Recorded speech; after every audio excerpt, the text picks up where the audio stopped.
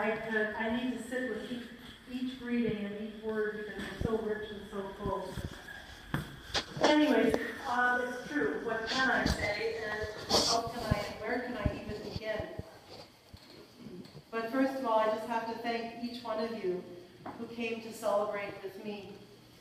Those who are near and those who travel far. From, of course, you've heard all of this already, from Manitoba to Washington State. Thank you so much for even taking the time off work to come and spend that time celebrating with me. It means a lot.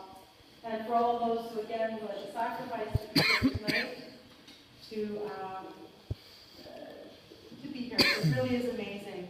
Family and friends, not only from the parish, but just family whom we've walked with over the years, family and friends. You are amazing, and it is overwhelming. Every one of you here tonight has walked with me on some portion of my life's journey, some more and some less.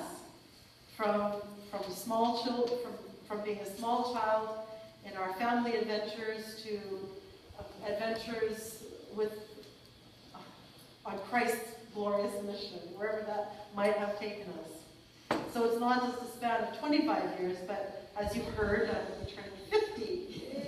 So excited. I've got the highlights to prove it.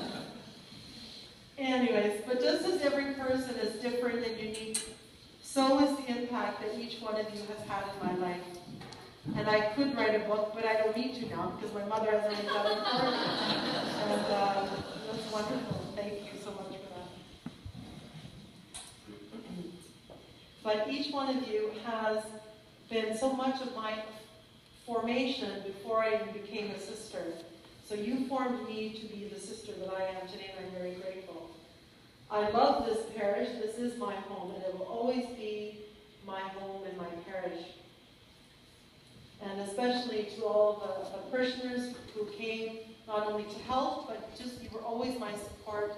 And wherever you always were supportive. Father Yuri and Bishop Ken and Father Joe, who were able to celebrate and provide such beautiful words. And Father Richard Sue, whom I seem to be following him around, or as maybe he's following me around, I don't know. But he had just moved from Winnipeg, and I had just moved from Winnipeg, or all these things. But he has been part of my spiritual formation throughout these 25 years.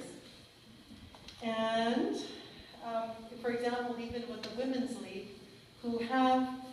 I've always received not only moral support from them, but for 25 years they've always put that little donation and that little greeting of well wishes in the mail every Christmas, and it was just so appreciative. So I just appreciate from the bottom of my heart. And it has been truly, some people ask, there's lots of joys of becoming a sister, and sometimes they ask, well, what sometimes is hard or difficult, and I have to say that one of my greatest sorrows is that I haven't been able to live here for the last 25 years, or serve in this particular eparchy to be close to family and the friends here, because you've given me such life. My entering to be a sister has taken me many places, as you have heard, and has given me many opportunities to grow. You may be wondering, what have I been doing these last 25 years? And I ask myself the same question. And if you'll bear with me, I'll give you just a little quick synopsis, even though you might have picked up bits and pieces how it went, and how it began, and where I am today. And I'm telling you, this will not be long. In the summer of 1989, I felt lost, and maybe it was a sense of freedom. And I can't really say what it was for sure, but I do think it really was the voice of God in my heart. So I knew there was a need for me to get away. So I drove to California for a 9-day retreat at Mount Tabor Monastery. To make a long story short, it was there that I had a profound experience of God's love, and that is where I decided to consecrate my life to God.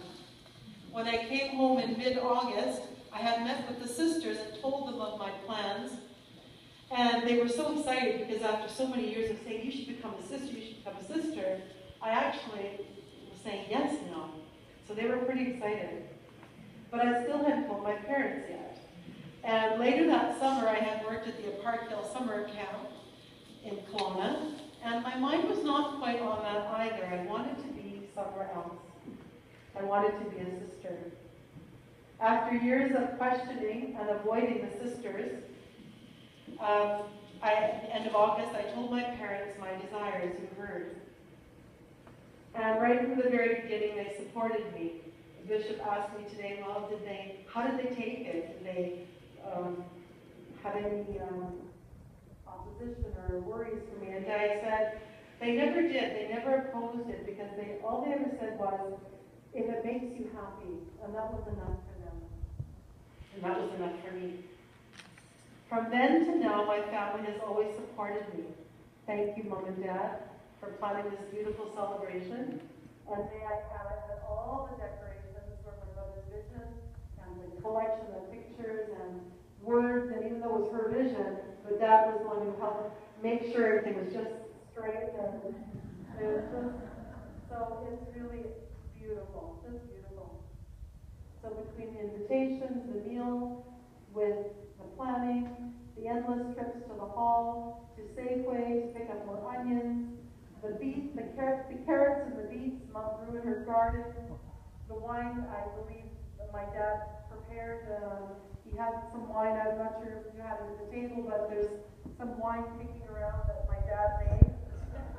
Maybe it's gone already, I don't know, but anyway, so everybody had a part they had a very crucial part in preparing for this. And so you, with the help of Donna and Rod and Roman and Larissa, and all the other family members, and all of your helpers and friends, because I know there's a lot more people who helped in the kitchen, at home, and today, may you continue to be blessed. I love you all. It wasn't, okay, now I have to step back into the past. So it wasn't long before I was ready to go to become a sister. At the age of 24, I boarded the plane October 3rd, 1989 for Toronto, where I lived for almost 1 year as a postulant, where they checked me out and I checked them out. Though some things were strange to me, I knew that this was where I wanted to be and where I belonged. After that year, I was permitted to enter into the novitiate, which is Sisters School, in the little but infamous town of Mundare, Alberta, where I happened to live with Sister Daria for 2 years. In the next 2 years, I was introduced to theology, spirituality, history of the Ukrainian Catholic congregation to which I had entered, the Sister Servants of Mary Immaculate. I began my Ukrainian language classes. After 25 years, I still understand and speak and stumble like a toddler. Thank you to all who previously tried to help me with the language, especially singing in the Ukrainian choirs. Right, Lisa? Right. When novitiate was over, my first mission was in Saskatoon. There, I worked in parishes in the Catechetical Religious Education Center, which allowed me to travel throughout Saskatchewan. And so I did that for 4 years. The next 3 years was special, as I moved to Ottawa to study and receive my BA in Eastern Christian Studies at Sheptynsky Institute. It was also in that time that I went to Ukraine for 3 months in 1996 with a hope of improving my Ukrainian language skills. Я не знаю, що я говорю чи краще, чи гірше, але я перед тим боялася говорити, а тепер я не боюся пробувати.